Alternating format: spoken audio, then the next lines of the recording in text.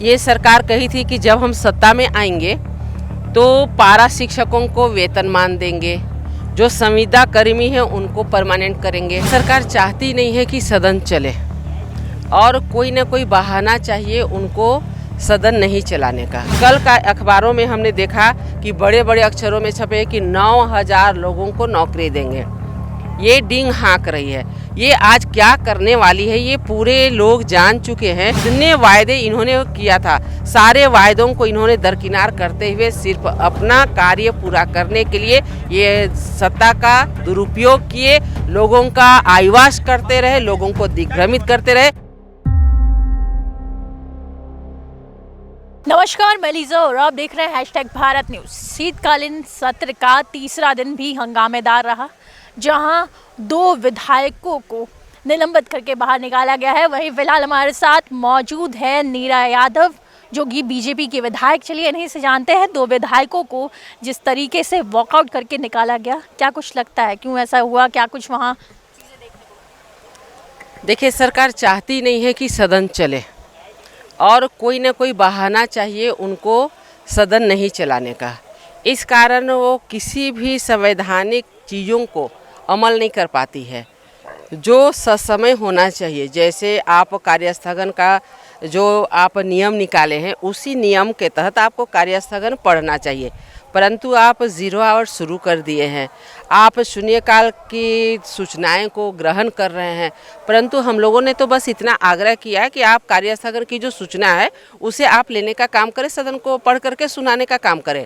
इतना सा आग्रह में अगर आप निलंबन करते हैं तो ये कहीं ना कहीं दुर्भावना से ग्रसित होकर के कार्य करने का काम करते हैं, और इसलिए हम लोगों ने विरोध में वॉकआउट करके यहाँ पर हम लोग प्रदर्शन करने का काम कर रहे हैं। तमाम विधायक अभी वॉकआउट करके बाहर आ चुके हैं और ऐसे में कई अहम मुद्दे, कहीं ना कहीं अब विपक्ष की एक अहम भूमिका रहती है, तो कई चीज़ें वहाँ पे दिखाई पड़ती है, तो कई मुद्दे भी पीछे दिखाई पड़ेंगे। क्योंकि राज्य की जनता की अगर बात की जाए तो इस बार फिर से वो हंगामा रहा, सदन हो हंगामे की भेंट चढ़ा। पिछले कई सत्र की अगर बात की जाए, कई अहम मुद्दे हैं, युवाओं से जुड़े हुए मुद्दे हैं, कई रोजगार से तमाम जो मुद्दों पे लेकर के, लेकिन कहीं ना कहीं चीज़ें दिखाई पड़ रही है कि जो झारखंड की जनता है उनके लिए कुछ ना कुछ नजर नहीं आ रहा। देखिए, सबसे पहले आप आवाज़ सुन रहे होंगे, बेरोजगार युवकों की ये आवाज़ है।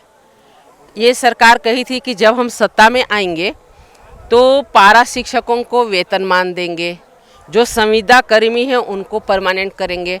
तो ऐसे कई सारे सपनों को दिखाने का काम किए, और आज ये सरकार पूरी तरह से भूल गई है। आज झारखंड के नौजवानों को दिग्भ्रमित करने का कार्य करती है, सिर्फ आईवाश करती है। 4 वर्ष अभी 28-29 तारीख को पूरे होने जा रहे हैं, उसके बाद में ये 4 से 5 हज़ार नौकरियां अभी तक नहीं दे पाई है। कल का अखबारों में हमने देखा कि बड़े बड़े अक्षरों में छपे कि 9,000 लोगों को नौकरी देंगे। ये डींग हाँक रही है। ये आज क्या करने वाली है ये पूरे लोग जान चुके हैं। जब हमारी बहुमत की सरकार थी, हम लोगों ने लाखों लाख नौकरियां देने का काम किया।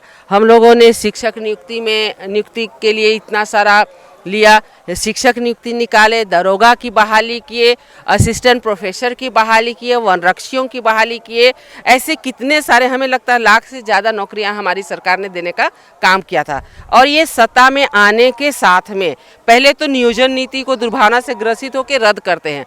अगर किसी प्रकार इनको चेंज करना था तो उसमें संशोधन किया जा सकता था, उन्होंने ऐसा नहीं किया। इन्होंने सीधे ये सरकार, हेमंत सरकार, नियोजन नीति को रद्द कर दी। उसके बाद में जितने वायदे इन्होंने किया था सारे वायदों को इन्होंने दरकिनार करते हुए सिर्फ अपना कार्य पूरा करने के लिए ये सत्ता का दुरुपयोग किए, लोगों का आईवाश करते रहे, लोगों को दिग्भ्रमित करते रहे, और इसलिए आज यहाँ पर आकर के हम लोग यहाँ वॉकआउट करके प्रदर्शन करने का काम किए। शुक्रिया हमारे साथ जुड़ने के लिए। नीरा यादव विधायक फिलहाल हमारे साथ मौजूद थी। जिस तरीके से नियोजन नीति की अगर बात की जाती है तो कहीं ना कहीं राज्य की जो युवा है वो मांगों को लेकर के सड़कों पे उतरते हैं। इसे लेकर के विपक्ष भी एक मुद्दे को रखते हुए सरकार को घेरने का काम कर रही है। अब देखने वाली बात है ये तमाम चीज़ें आने वाले दिनों में किस ओर रुख करती है, लेकिन फिलहाल जो सत्र है वो हो हंगामे से भरा हुआ नजर आ रहा है। ऐसी खबरों के लिए बने रहे #भारत न्यूज़ के साथ। कैमरा पर्सन मशहूद के साथ मैं लीजा, #भारत के लिए रांची से।